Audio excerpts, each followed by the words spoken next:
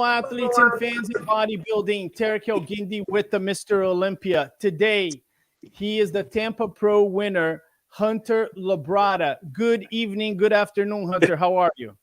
Good. How y'all doing?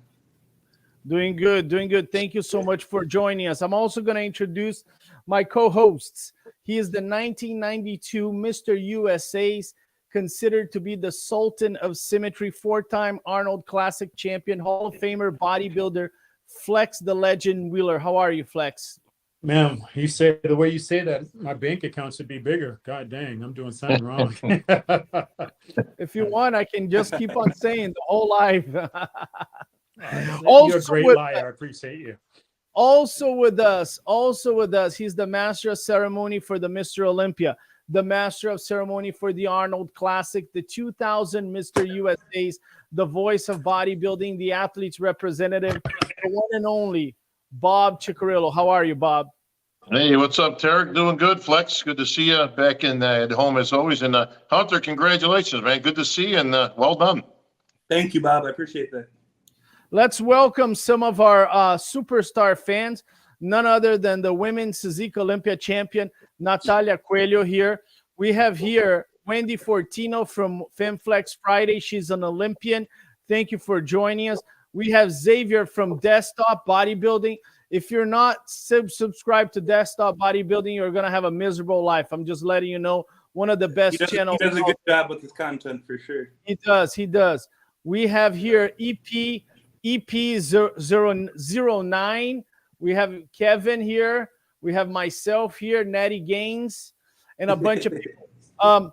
Hunter, the 2022 Mr. Olympia did not go as planned for you. However, your composure, you had a lot of scrutiny based on your performance, but it looked like you never really panicked. It looked like you were not really concerned. This was 1 year that you were off. And I guess your performance at Tampa kind of symbolized why you were not panicked. You knew that that was not your best and you could have been a lot better. Is that correct? Yes and no, man. I'm not going to lie to y'all. Last year's Olympia, I basically went through the most embarrassing moment of my life in front of, however many thousands of people were in that auditorium and then however many people were watching the webcast. Brass tacks of it is I shit the bed last year at the Olympia. Like, we don't have to beat around the bush. It was very far from my best. There's a lot going on. It was just it wasn't what needed to happen. And in the wake of it, it wasn't one of those, oh, I'm good. It was just like whatever. I was in my head pretty jacked up about it for a couple weeks after, and it really took some some soul searching. I'm not going to lie, like, it was to the point where, Ben and I had a talk, it's like, do we want to continue doing this? Because after that Olympia, it was bad for business for both of us. It looked bad for him as a coach. It looked bad for me as an athlete. So, those weeks after the Olympia, they were not like, okay, well, whatever, take myself off, dust myself off, we'll get back to it. It was, some soul searching time. And, Ben and I talked and we got on the same page. And, up until that point, it was one of those things, he had kind of been taking my input on things and, letting me, have a hand in things. And when we talked, I was like, dude, treat me like one of your amateur clients. And, ever since we had that talk, I've been sending the check-ins on the check-in form that he has everyone fill out, like whole 9 yards, just zero anything, following the plan to a T. And I did that for 8 months. And, we saw the result this past weekend. So, I can't say enough good things about Ben and what we've done these last 8 months, but I think the best way to say it is what we did together helped me fall in love with bodybuilding again, because I was not having fun doing it last year. And, it's about as big of a 180 as possible right now. This prep was, I'm not going to say perfect, but as close to it as possible. No prep's ever perfect, but, the energy was good. The home life was incredible. I got all my personal stuff. I said at the beginning of this year, I handle my personal stuff in my life, and being a man, the bodybuilding will take care of itself, and it very much so has done that this year. So it was cool to watch that unfold for sure. Oh, Hunter, before I go to Flex and Bob, just one more question. Do you consider your Tampa Pro victory your best physique ever? By a long shot, yeah, for sure. Absolutely. Okay. I was going to Physique jump I've in there, ever put on Hunter. stage for another 11 days. Sorry, there's a bit of a delay with you, Hunter. Your page, your computer keeps freezing. But what I want to say is, man, we hear you. I mean, as athletes, some of us, we just if it's not a win, it's a loss. Even second place, a loss. Nobody goes into a show, wanting to be the bridesmaid. And I don't think it's the worst thing that happened to you. Sometimes we just need that kick in the butt. So I think it's a great thing that happened to you because it made you refocus. It made you look at this like a business. Because it is a business. I've always said first and foremost is a business because we pay our bills, we take care of our families with it, and without that we can't do that. So it's a business. So now you've seen what type of business it is. You've seen how your fans or people who say they follow you and love you would turn on you like that when you're not a winner. So you got to see everything fully with great focus that you wouldn't have never been able to see as a winner, right? It's so hard. You coming from a great father like your father. No, for sure. Ben and I talked about it quite a bit. Yeah, no, I'm completely agreeing with you. We talked about it at the beginning of the year. After I picked myself off and dusted myself off, I've been referring to it as my slingshot year ever since then. I got pulled back to shoot forward, and I feel like that's what we're doing right now. I said this in an interview before. Sometimes it just takes you realizing and seeing how broken and off things are before you want to change them. Exactly what happened last year, and I think we're all seeing what's able to happen as a result now. I agree. So, Bob, Hunter Labrada, looking at his physique here, it looks like he's a combination of a guy that can carry a lot of mass, but he also has a very small waist, a nice V taper. Is Hunter Labrada one of the few guys that at his 100% can go head to head with the top three guys, looking at Nick Walker, looking at Derek Lunsford and Hadi Choopan, because he can carry the mass, but he also has the line. If the conditioning is there, how good is Hunter Labrada? Well, the beauty of Hunter's physique lies in his balance. Okay, nothing overwhelms anything else. He's very evenly proportioned, muscularity, again, good thigh flare. He's kept the waist in check, which is great. Great arms. He's brought up his back. I know that was a weak point that he was working on very good throughout this last year, and he's brought that up convincingly. So Hunter's strength is in his overall presentation, and that nothing overpowers anything else. Can he hang with the top guys? Well, he's been as high as fourth, and that's saying something when you can be as high as fourth in the Olympia. So the answer to that question is very simple. Yes, he can, because those other guys you mentioned all equally have very similar type physique. So he kind of fits right in there. And I agree, Hunter, that this is by far your best. And it looks like you nailed it right out of the gate, which I know that's been a problem with the last couple of Olympias, was coming out and you would get better as you would go. But man, you were just sweating bullets on stage and, going back to towel off and redoing the tan and getting back out there. And you would progressively get better, but by then it was kind of too late. So it looks like whatever that problem was, you guys have solved, and I can't wait to see it at the Olympia now. Yeah, we have. It was kind of funny. So Pro-Tan's always taken incredible care of me ever since I was an amateur, but Alyssa Weisbaum with Pro-Tan has always tanned me for all my shows, and it's a running joke. She knows I sweat my ass off whenever I compete. Right. Like I said, this prep was different, the show was different, and the first coat goes on, my skin soaked it up, and she was like, wow, you're dry. And as the week goes on and she keeps on putting tan, like, this is different. And then obviously at prejudging and finals, I didn't sweat. Like, we were laughing about it. Like, after prejudging, I walked off stage and she looked at me and she was like, okay. It was definitely something new for me. But yeah, we did not sweat at all, prejudging or finals. So it was definitely new and definitely a testament to the fact that, I finally showed up in stage shape. And to touch on what you said, hanging with that group in the top three, I believe that's going to begin and end with me in the shape that I'm able to show up in. If I show up with my conditioning on point, I think I can mix it up with them. If I show up off, I won't be able to. It'll be a repeat of last year, but that's not going to happen. Yeah, I agree with Bob. The great and bad thing about you is nothing stands out, right? Yeah. So, and true. And the other thing is, because nothing stands out and you're so evenly balanced, everything looks great on you. If your condition isn't spot on, because nothing is so overpowering, you're not like a game changer. But unlike other people where they're called a quad monster or a gun monster, that's all they can bring to the show. And that's all people are looking at. So as long as you know that you do your job, you're going to be in a mix. But you got to understand, if you slightly don't do your job, you're out of there, because you're so well balanced. And what you know, was mentioned earlier, you do have a physique that can go up against the top guys. Unlike a lot of the top guys, you carry a lot of muscle, but you also have the ability to be in extreme condition.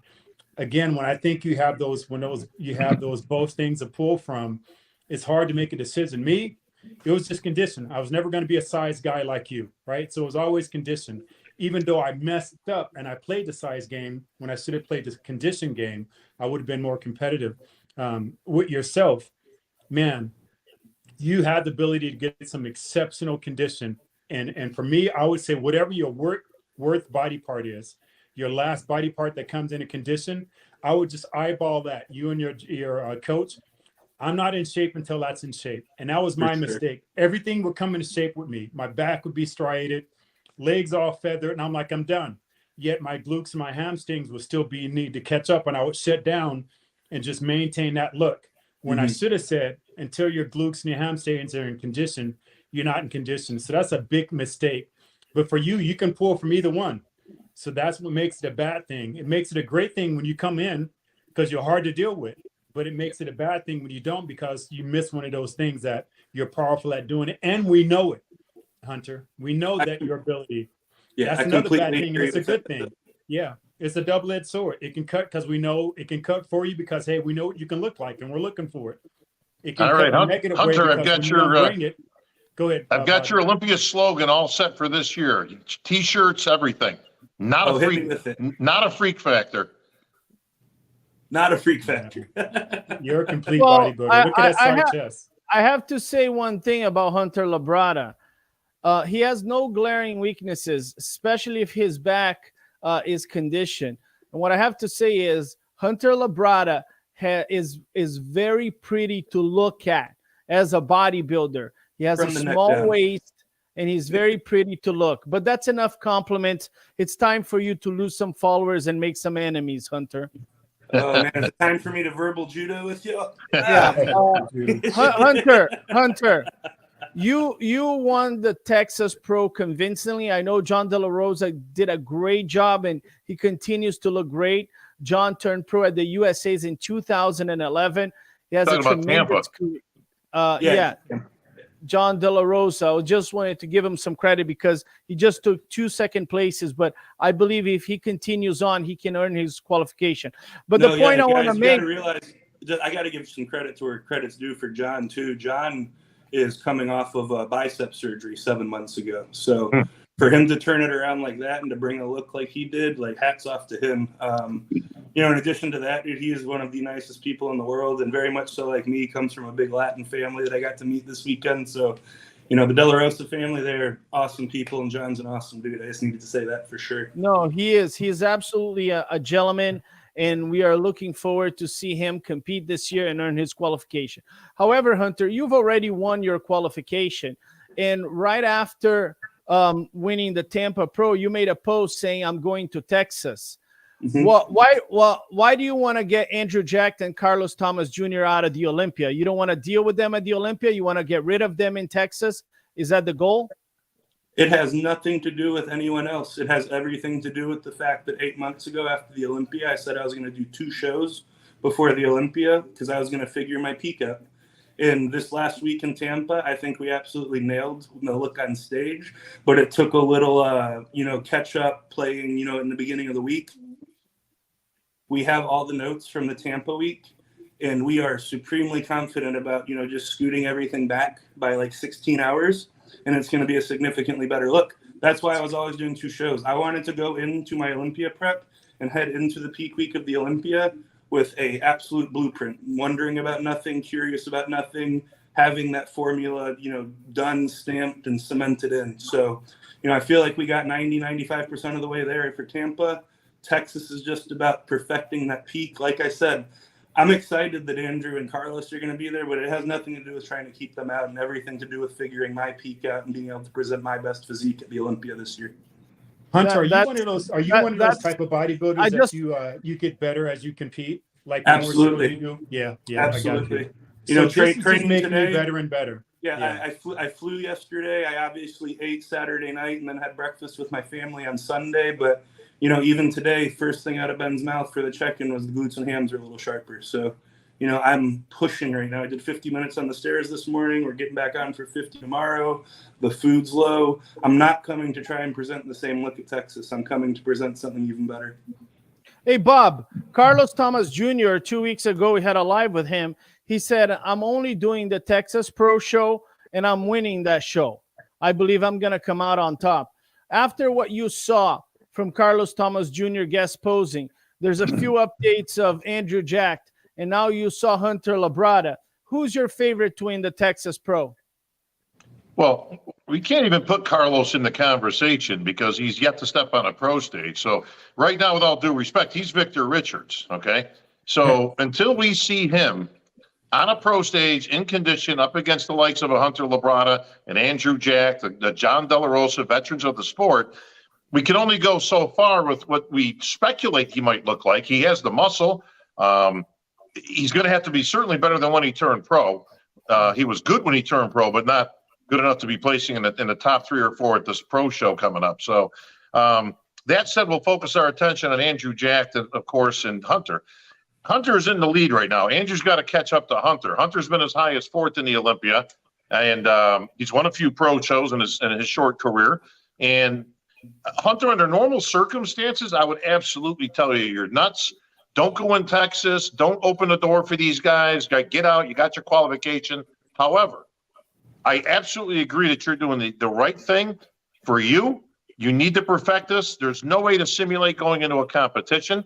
I think this experience will absolutely be your best bet of honing your talent so that we can see the best Hunter Labrada at this year's Olympia, and hopefully you're up there in that first call out, fighting to get back up into that top 4 slot like you want to. So I say go for it, and I think it's a great move, bro. Exactly. A lot of people don't realize this, Bob, but Tampa was my 6th pro show ever and my 11th bodybuilding show. I know. So me doing 2 shows before the Olympia, I am boosting my pro experience by literally. So it's one of those things. I'm competing against people that have competed 20 and 30 times. We all know you get better after every time you compete. Well, you get a little like bit we more always talk about, Hunter, there is no way. I mean, I don't care if you're an amateur or a pro out there. There is no way to simulate. Okay, you can't go to a guest posing. Well, we're going to treat it like a show, and we're going to do it. No, listen, that's bullshit. Okay, it doesn't work. The only way to go through contest preparation is to actually go through the process onto the stage and see what comes out. That's it. And like you said, you only have a handful of shows in your belt. Even though your amateur career was very successful, you won every show you went in, and that was great. But like you said, it didn't give you a lot of breaking experience. up really bad. What's I've that? never lost Can a anyone? bodybuilding show It outside looks of the like Olympia. everybody's page is breaking up really bad. No, I think it's your internet, Flex. Go ahead, Hunter. Yeah, it's really sad. I was just saying, I've still never lost a bodybuilding show outside of the Olympia. That's right. And I don't think people know your history as well. I do, because obviously I think I called every show that you were in and won. So I've seen where you came from. I think you were very stealth about it. I know your father was instrumental in guiding yourself earlier in your career and what you should and shouldn't do. And you could have turned pro actually earlier than what you did. And but I thought it was smart that you kind of grew into your body. And like you said, you've only got a handful of shows. So this is a great move. And I think if you can be another 5% sharper in Texas and then another 5% sharper at the Olympia, that's going to be 100% for you. And then you let the chips fall where they may. Exactly. That's what I'm excited about. Okay, well, so Hunter, you're pretty confident. You're basically telling us I had already planned Texas. Congratulations to Sheila Brown and Freddie Naidoo. It should be a great show. Hunter I think it'll be the Labrada, show of the year. It'll be a good one. Andrew Jack, Carlos Thomas Jr., some of the fans are telling you better give Carlos Thomas Jr. some credit. So if the kid does well, we're gonna go back with you because you Wait a called minute. Wait a minute. you How do called we them give him any Victor Rich. credit? You How do we called give them him any Victor credit Rich. when he has yet to compete as a pro yet? Hunter, what do you think about Carlos Thomas Jr.? Bob doesn't think very highly of him. I think very highly of him. What do you think about Carlos Thomas Jr.? I think the guy's a stud, and he can make it happen. I think Carlos is a awesome dude. I get along with him great. We talk. His dad's awesome too. I always have a soft spot for father-sons in this sport. But as far as his physique goes, like I'm not going to say anything anyone doesn't say about him. Like he's freaky, like the quads, the arms, like he is freaky, bubbly, has tissue hanging off of him everywhere. The question mark is going to be the conditioning. Obviously my question mark's been conditioning up until this point. So, it's going to be how he shows up on show day. Does he have all of the muscle in the world to be competitive on a pro stage? Absolutely. Is he going to come conditioned? We will see. So it's all it is a question, like Bob's hanging up right now. See what that is right there? I personally think he has an incredible physique, and if he shows up in shape, I do think he'll be in the mix. I'm looking forward to seeing him. Who are we Bob, talking about? Carlos Thomas Jr. Carlos. You know what? Before you go, Tarek, I just want to say this. I think we're all let down by a lot of the current athletes. I'm trying to say this nicely. The ability we see that they have, right? But so often in the last couple of years, these great athletes haven't came to fruition, right? So what I'm going to say now is, I don't care. Yeah, Andrew Jack has a wicked physique, but until you do your job, I don't give a damn about your potential, right? Carlos, everybody else, I no longer give a F about your potential because so many people have they fell so short of their potential. So I'm just going to give credit due when somebody puts that hard work in. And that goes with you right now, Labrada. What you've done, your talent, your potential, you're starting to match what we see in you. I mean, almost every show, we say someone else could have won if they lived up to their potential. So this, I don't really think those are words that we used a long time ago, back in your time, Bob, and my time, someone's potential. Because me, Sean, Kevin, Dorian, all us, we lived up to our potential. But this era is not really living up their potential because I think they're so caught up in their potential that they're not putting in that work. So bunk that. I don't give a damn. You shouldn't be fearing no effing body because of their freaking potential. I run around terrified of Paul Dillette every day because I'd see him in the gym and I'm like, how in the F am I going to beat this freaking dungeon dragon? But, no disrespect to Paul, but he never met his full potential, would allow me to go and be better on stage. So who gives an F who's going in this show? Until they bring it, don't give them the credit for it. So don't be fair. You don't got to worry about no goddamn body else, no Andrew, no Carlos, no anybody else because of their effing potential. Bunk your potential. What you bring on stage, like Ronnie said when he quoted Janet Jackson, and I'll give you back the floor after this, Tarek. Yeah, but what have you done lately? If you ain't done it lately, get the F out of my conversation. You can't even be in my conversation because I'm doing it right now. And all you doing is living off what people say your potential is. So potentially you ain't shit. So bunk potential right now. And I'm going to give you all the credit that's due because you're putting in that hard work and you're making it happen. And you're the front runner walking into this show, not because of your potential, because of what you just did and what you showed us. So forget the rest of that. Anyway, sorry for interrupting you, Tarek. I love how passionate you get, Flex. You look even more handsome when you get passionate. Hunter, your boy Nick Walker, before you won Tampa, your boy Nick Walker gave an interview and he said, I think Hunter is back on the top 5 at the Olympia. It looks like some of your competitors, your peers, they never believed that what happened last year was Hunter Labrada. Do you think the scrutiny you suffered was because of your name, your last name, Labrada? People are like, oh, Hunter placed 4th. He's moving on. He's doing everything. And then you have a disappointing 2022, and the scrutiny is very high on your performance. Do you think that maybe your reputation, your name gives a little bit more scrutiny to your performance? I mean, maybe at the end of the day, though, I think the scrutiny I received from the Olympia was, coming off that 4th place finish, which in itself was controversial to most people. Coming into that next year's Olympia, sliding from 4th to 7th, like the look wasn't there. I didn't look as good as I looked the year before. We could say that I'm bigger. I know people are like on the fence as to whether or not I was better or worse or not. And we can say that, there are a couple new guys that came in and jumped me, but I think they jumped me because I was so off, and that's just how I feel about it. So, the scrutiny will always be there because of my last name. It's always been one of those damned if I do, damned if I don't things. If I win and do well, it's, no shit, he's Lee's son. He has everything in the world. He should do that. And then if I lose, it's how the fuck did he lose? He's got everything in the world and his genetics and this must be lazy. So, that's been ever since I started as an amateur. So I'm used to that, but the scrutiny I received after last year's Olympia, that was solely on me and the performance and the physique that I put on stage. So I don't think it had to do with my last name at all. It had everything to do with my performance. I have to say something that sometimes, you're the son of somebody who's as legendary as Lee Labrada, but I've always admired your composure. Whether you won or whether you lost, you seem pretty even keel about the entire thing. To be honest, Hunter's not one of those guys that gets overly excited about a victory. You just won Tampa and you're thinking about Texas.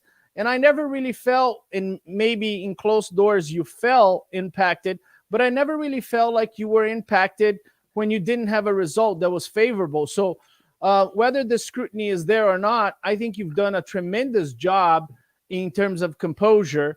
And, not everybody has that kind of composure as you do, right, Bob?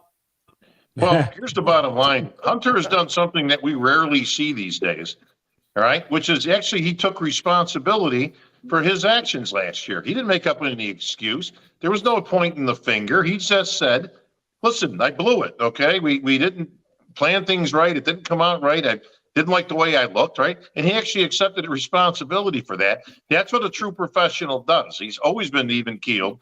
Hunter will always act like a professional, whether he kicks ass or whether he gets dead last. That said, every pro bodybuilder should know, when you place as high as 4th at the Olympia, which Hunter has done, okay, whether it's fair or unfair, and Flex will know where I'm going with this, okay, you set a precedent of yourself that you have to beat. All right. When you step back on an Olympia stage, you're not only competing against all the other guys, but you're also competing against the last image that those judges know of how you looked. Okay. So sometimes it's not fair. Okay. Because you should be judged against whoever you're standing next to. But the bottom line is, if they've seen you better before, you're considered off.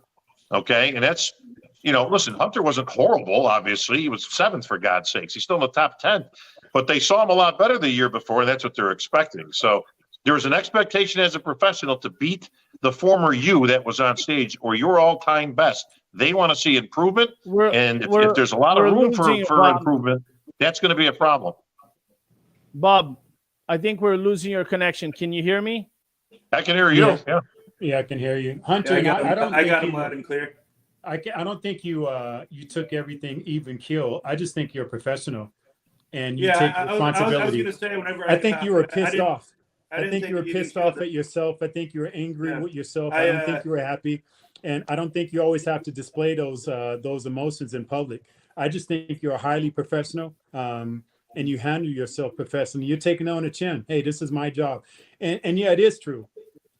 You do have a foothold because you're Lee's son, right? But that's a double-edged sword too.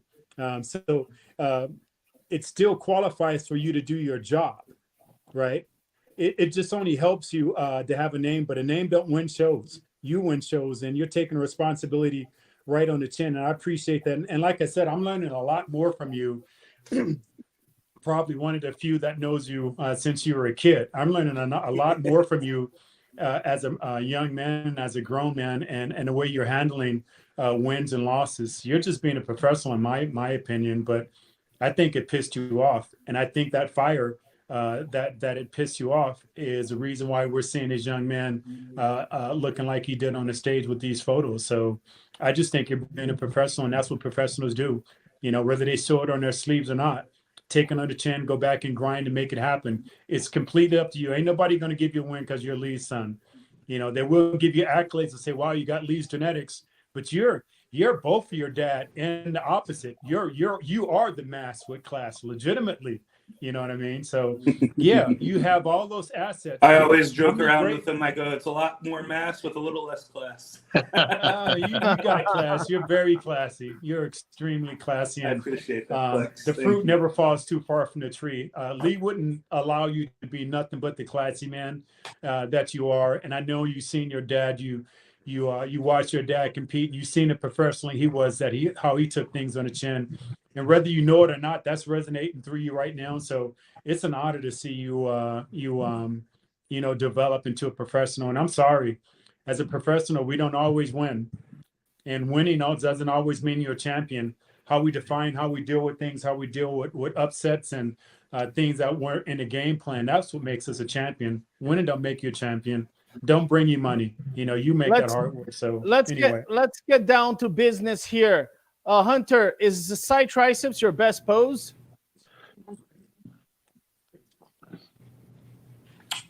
One of them, yeah. One of them. I say one. Honestly not the best, but one.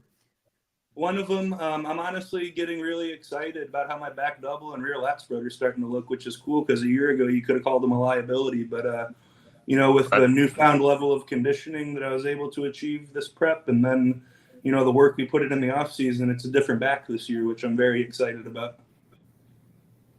Let's take a look at Hunter Labrada's back double biceps here and see if we can identify it right here. Bob, what do you think? Conditioning is definitely his best. I have never seen Hunter in better conditioning. This is his best conditioning. There's a lot of development on top. There's the Christmas tree right there in the middle. The glutes are striated. There's lines on the hamstrings. Maybe a little bit more meat on the lower back. Would you agree? Yeah, absolutely. I think absolutely. That's going to be a never-ending process for my career, is adding meat to my lower lats. Well, let's use this as a teachable moment for everybody that's listening, though, because most of the people are competing bodybuilders that are tuned in. So, Hunter, clearly you brought up your back tremendously, especially over the last year, but over the last 2 years in particular. So what have you done to actually isolate or work on your back that you made such improvements? So, couple things. This last off season, I was deadlifting once a week consistently the whole time.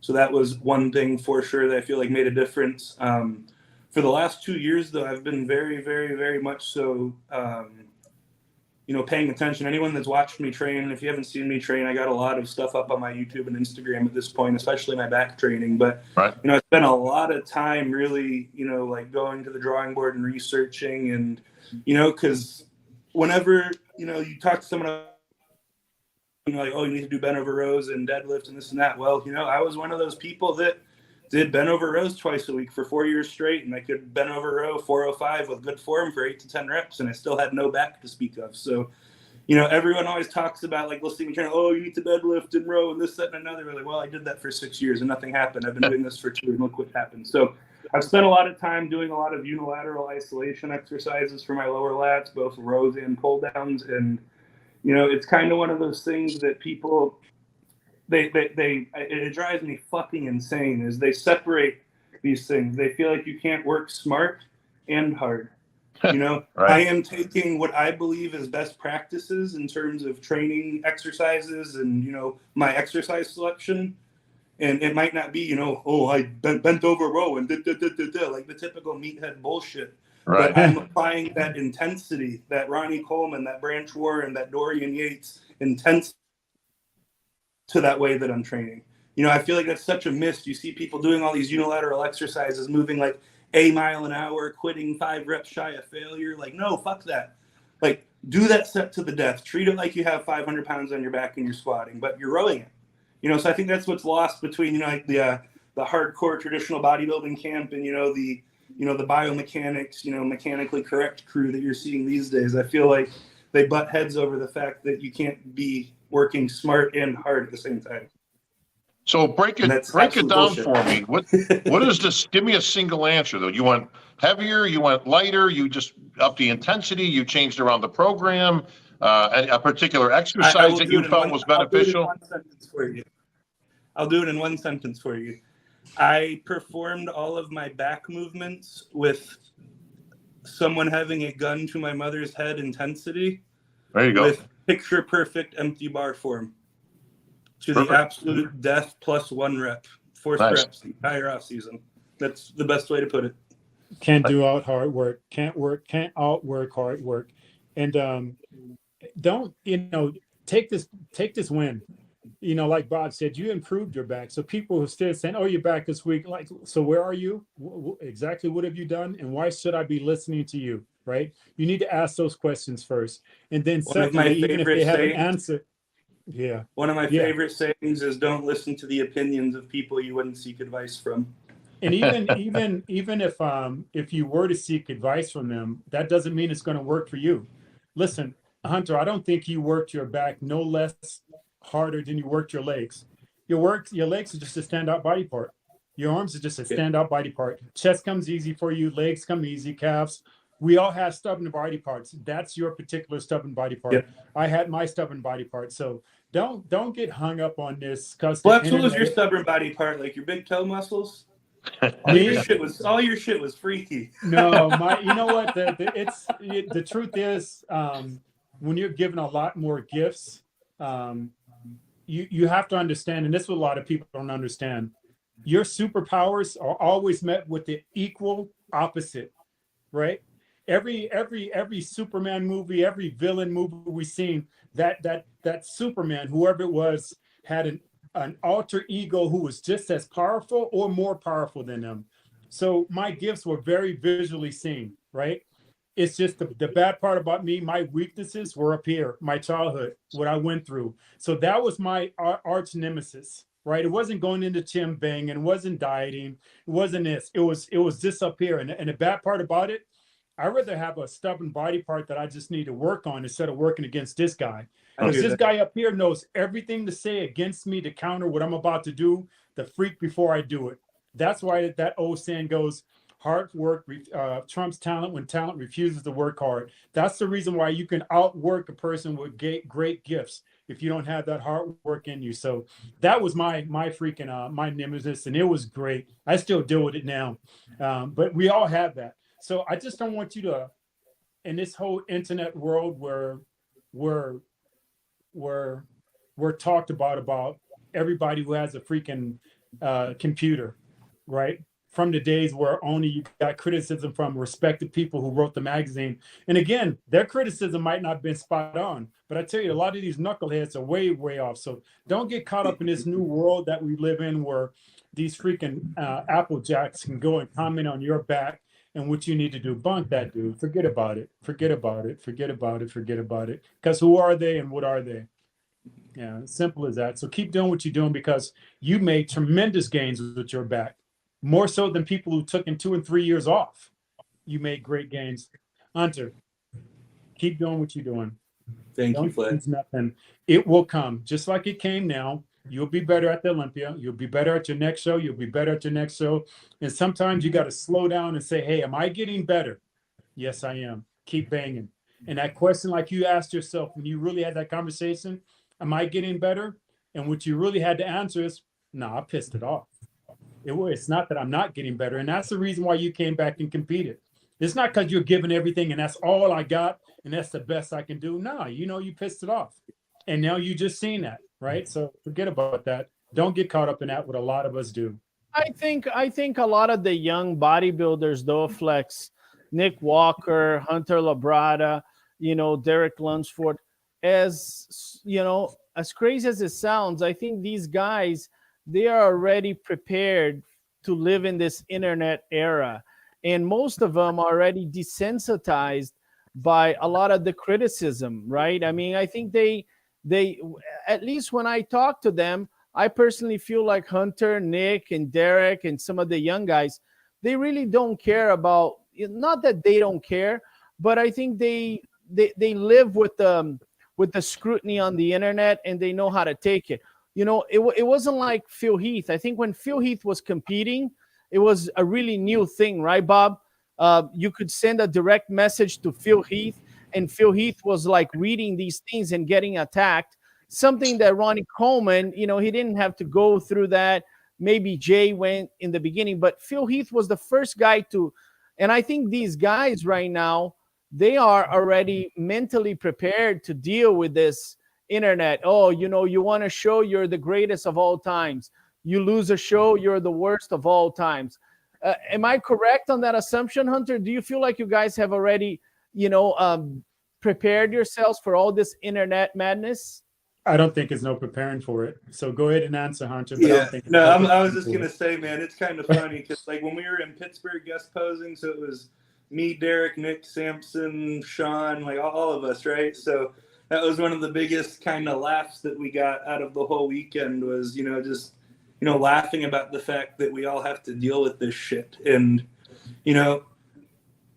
does it affect us like strongly? No, but at the end of the day, like you read it all day long, even if you try to see it, like it gets a little old, and so we deal with it very well, and at this point we know it comes with the territory. But I mean, it's never like fun just to be getting constantly fucking knocked down on the internet, right? But it is what it is, and bodybuilding fans have a really short memory, and everyone has their favorites, so it's always interesting. Well, I'm glad you guys are having a laugh about it, because at the time Phil Heath was competing, it was really impacting him. And I always felt Phil was the first one to take the heat, from the internet. And, right now, I think, like you said, it's very short. Today is big news on the internet.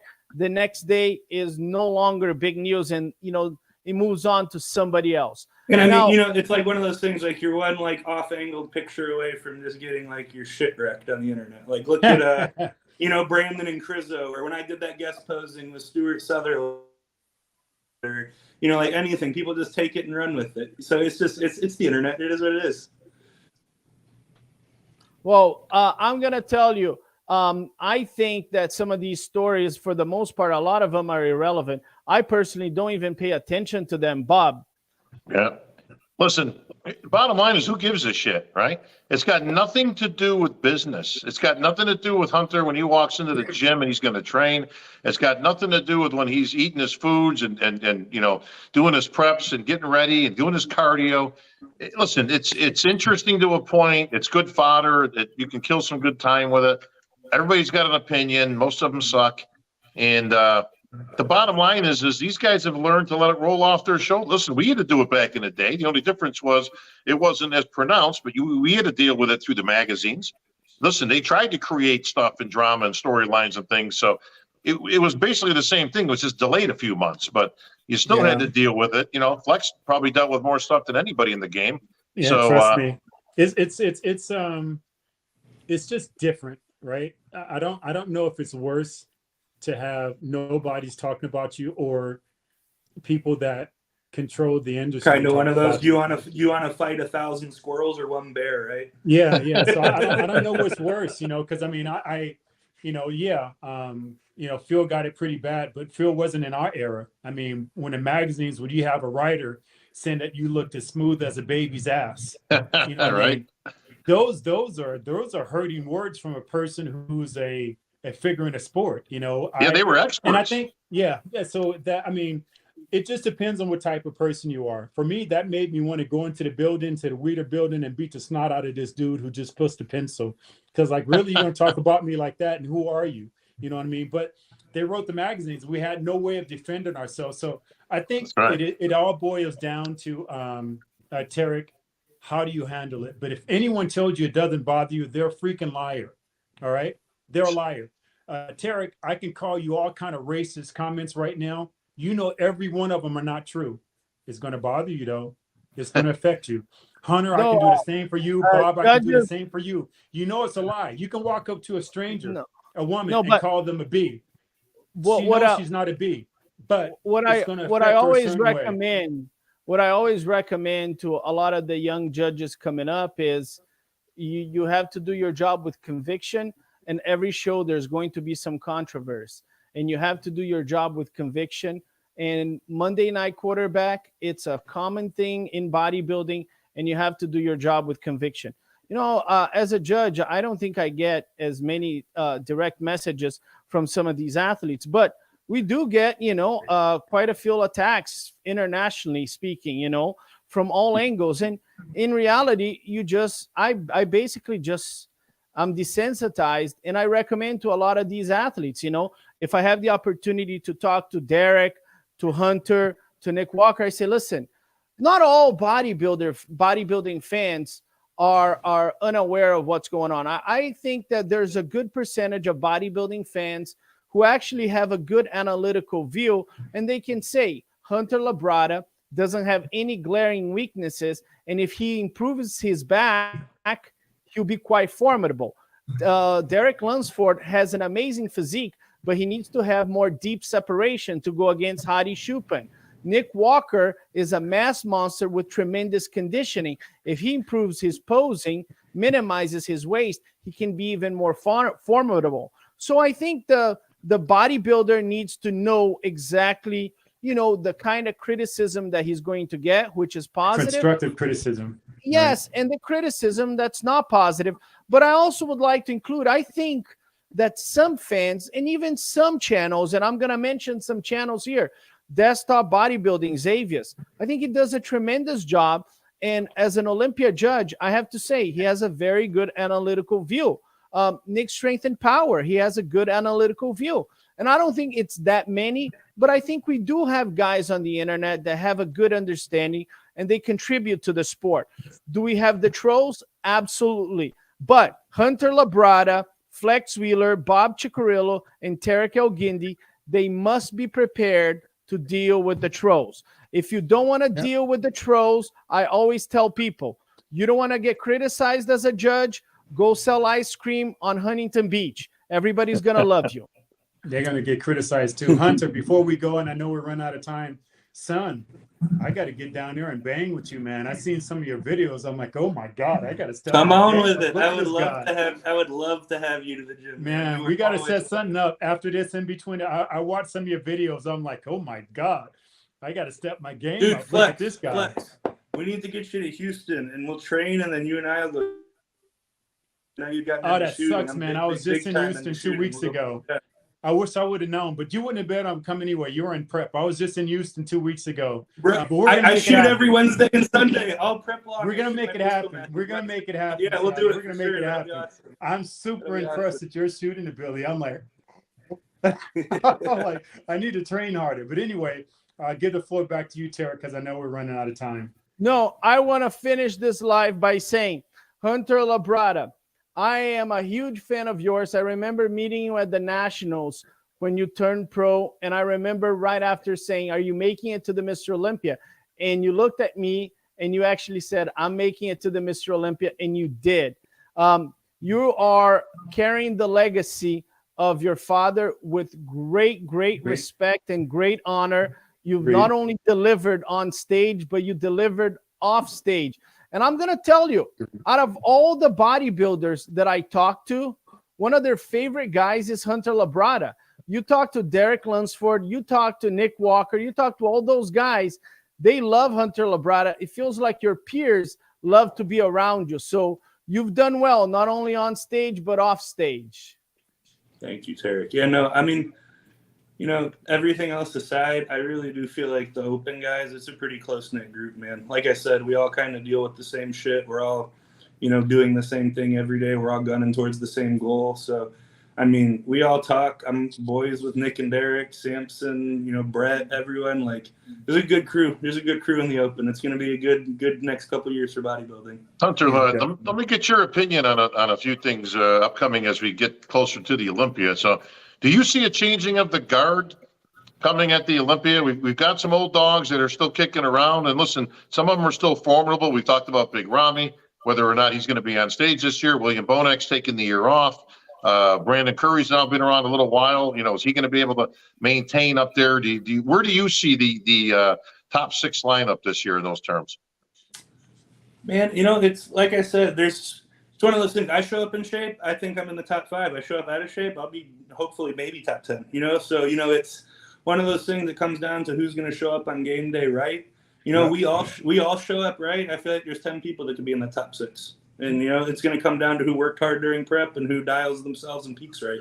Hey, Hunter gets the award for more raw, sincere speaker in bodybuilding. If I show up in shape, I can be in the top 5. If I show up shape, I'll be in the top 10. No, I love it, Hunter. And I think one of the reasons why you're so evenly loved by everyone, peers and foes, is because you almost speak in a language that you want to be spoken to, and I think for people who criticize our sport, it's easier to listen to them if they speak in a language that they want to be talked to.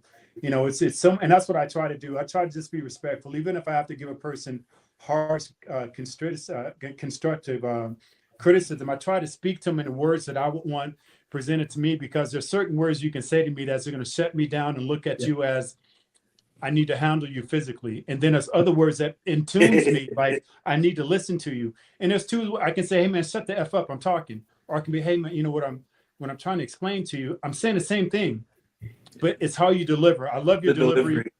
I love your delivery. And I think that's why you're so listen, he's not one of those loud guys who got to put people down. I'm going to smash somebody. I'm going to do this. He's putting it all on his chin. Hey, listen, I'm just worried about doing my job. If I do my job, I'm going to handle it.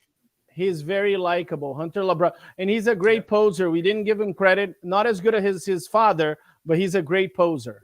Sorry, it's a lot of us that ain't gonna never be good. Man, I will. I accept that graciously. I accept that one graciously. But I do appreciate you have been working your butt off on your pose, and I've been seeing those videos too. I appreciate that. He's one of the best. I've been seeing Lee right behind you, and I appreciate that Lee is stepping back a little bit, letting somebody else come in because they have more of a different eye than Lee, because Lee can help you, of course, but you two different physiques. Some of the poses that you can pull off, Pops never could. And some of the poses that he can pull off that you did, that you can never do. So it's great to have a second eye, and it's great to see that Lee is so well in tune and so mature with himself that he can step back and let another person come in and give him constructive criticism too. So hats off to big homie. I've always joked with people about Lee trying to teach posing. It's one thing to be able to do something; it's another thing to be able to teach it. And he is just like an absolute master composer.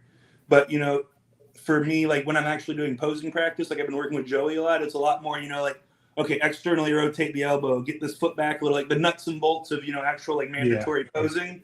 Yeah. It's not hard for him to do, but it comes so naturally to him. Yeah. It's almost hard for him to explain. Where he really shines and where we really get good synergy is, creating the posing routines and the flows and the strings of poses that I use in my presentation and in my posing routines and stuff. So it's been a really awesome, synergy between, the nuts posing with Joey and then the, the artistic, dial the routine, get the, the non-traditional poses lined up, and it's been meshing very well. Well, Lee Labrada, Mohammed Makawi, some of those guys, man, they were not bodybuilders. They were pure art on stage, man. They were incredible to watch. Some of their performances some of their poses were so artistic. They stay in your memory forever. Hunter Labrada, what's that? Copying them. They set the standard. I mean, I copied and I learned from Lee. Who did he have to teach them that? He was one of the first of the small guys. I think those guys. Lee really liked like Momo Benaziza and Edward Kwok and McAway and all those guys for sure. So yeah, he set the standards. Yeah, that's just amazing. But I'm sorry I interrupted. Hey, you got to go back to the old school for guys like Ed Corney and McAway and those type of guys. Benfato, Bob Paris, obviously a little bit later. These guys were just masters. Your father obviously always considered one of the best. Frank's great. Yeah, he grew up in that pedigree. I mean, we all did. Bob, you grew up in that, and it's just a shame that guys don't want to put that hard work in. They go in the gym and they bust their ass. They diet like effing crazy. Then they go on the stage lackluster with this piss poor posing routine, expect to be acknowledged. Like, no, you're not a professional. You didn't handle all the aspects of this. Flex, I'll tell you, Terrence Ruffin is one of the best posers. He's in the classic physique. And last year, I was doing a seminar, and he was part of the seminar, and he was getting paid. He was getting paid money to teach people how to pose. So a lot of people underestimating the power of posing. I would say, hey, become a great poser and people will pay you money so you can teach them at seminars. I saw it with my own eyes with Terrence Ruffin. But I want to finish here by congratulating Hunter Labrada on winning the Tampa Pro. This man is taking no breaks. He's going to Texas. He doesn't care about Carlos Thomas Jr. He doesn't care about Andrew Jack. Ronnie Coleman could have been there. Flex Wheeler could have been there. Dorian Yates. He would still go to Texas and try to win that show. Congratulations to Hunter Labrada. This man, if he wins 2 shows and if he comes out on top at the Texas Pro, like I said on Olympia News, he is going to be the hottest man going to the Mr. Olympia. Congratulations, Hunter Labrada, on a great year. We'll see you in Texas. Yes, sir. Looking forward to it. Thanks for having me on, guys. Absolutely. I would like to thank my co-hosts. His name is Bob Ciccarillo. He's the master of ceremony for the Olympia, master of ceremony for the Arnold Classic. Also self-proclaimed the most interesting man in the world. I have no idea what kind of drug you're using, but we'll go with it. And also the 1992 Mr. USA's 4-time Arnold Classic champion, looking handsome, looks like the Will Smith of bodybuilding, Flex Wheeler.